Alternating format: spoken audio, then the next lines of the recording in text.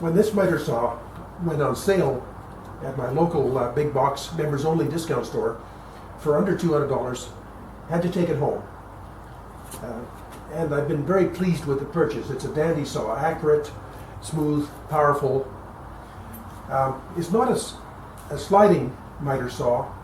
It's a compound tilt and swing saw. And I kind of agonized over whether I should have a sliding miter saw, but I find that this saw with the laser line, I can make the cut from one side, flip the work over, line up the laser line with the previous cut, make a new cut, and the two cuts meet exactly. Anyway, I had to pass my 10-inch saw and its stand on to one of my sons, and then go home and make a decent stand for this saw. I knew what I wanted in the stand. Minimum footprint, casters, easy and quick setup, dust collection, and good appearance. I wanted a bin for cut-off pieces. Surprising how quickly it fills up and keeps the pieces from accumulating on the shop floor.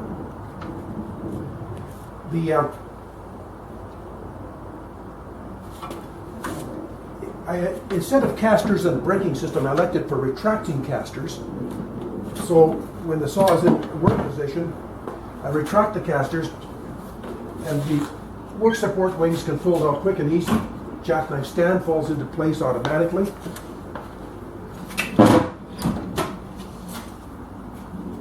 The work support wings pivot on a 1/4-inch rod in a fore and aft stand. The stands are on slotted holes so they can be moved up and down just a little bit to line up the wings with the table on the saw.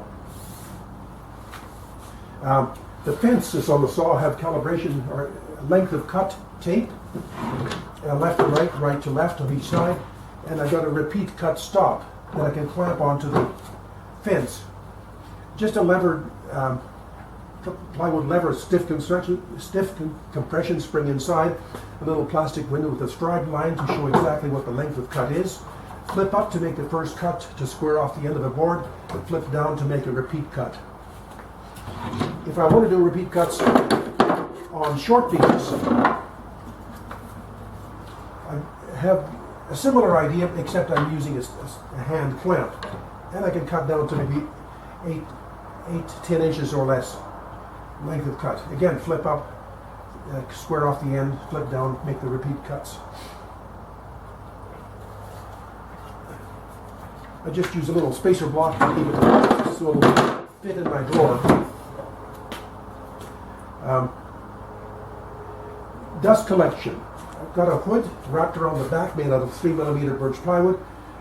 It clears the saw at every angle and every swing. And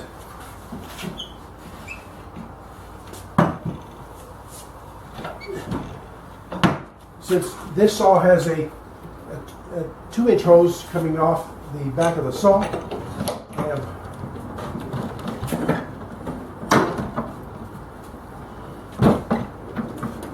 I'm going to just unplug it so I have a little more room.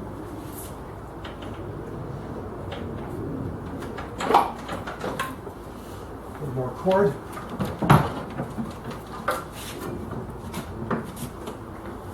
Okay, the back of the saw, 2-inch hose coming off the dust collected port on the saw, and a 4-inch hose coming off the side of this rear hood with a home heating system air diffuser collecting sawdust. This saw has a good dust collection system, but most of the sawdust ends up going through the 2-inch hose, but any wide flying sawdust can get collected by the 4-inch hose, and it's a negative diffuser system.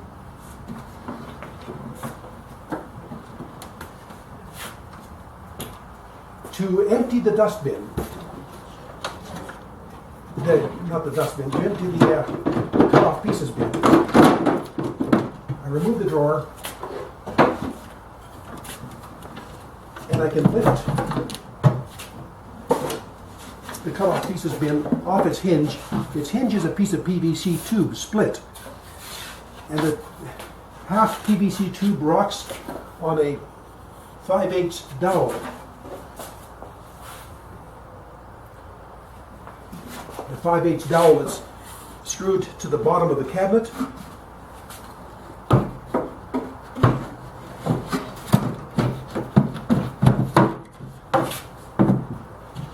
And then beside the cutoff bin, I've got a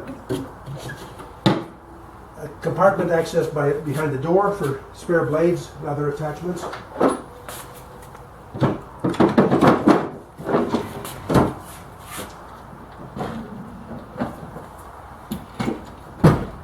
Retracting casters.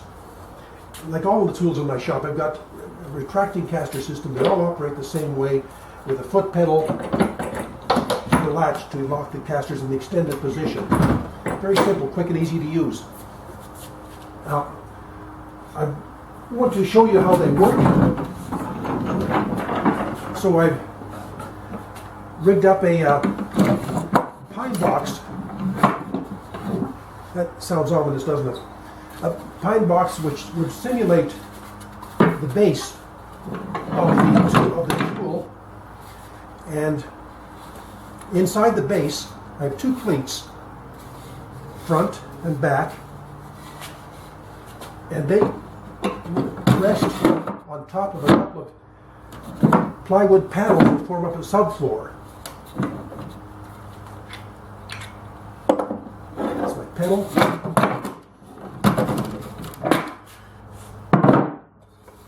The two panels are hinged together with a skookum hinge. 4 casters. Here they're, in this example, the rigid casters. Underneath this saw, I've got 2 rigid and 2 swivel casters. The pedal is attached to the rear subfloor piece, and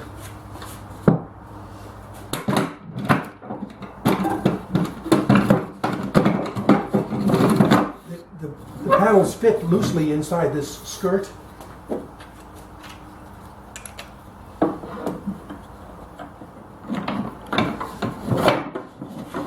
The 2 panels fit loosely inside the skirt, and when the pedal is down and latched, the casters are extended and they lift the cabinet up by the cleats on the inside of the skirt.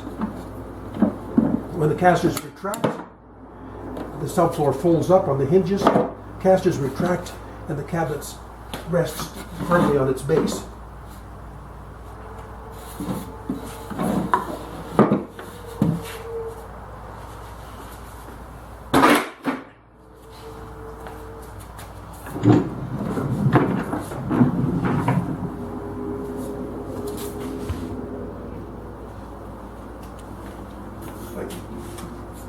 I think that I've got a pretty good design for a home workshop, or a workshop Mitersaw stand, and was seriously thinking of offering plans depending on the kind of reaction I get from y'all. Anyway, I hope you enjoyed the video on it. Thank you for watching.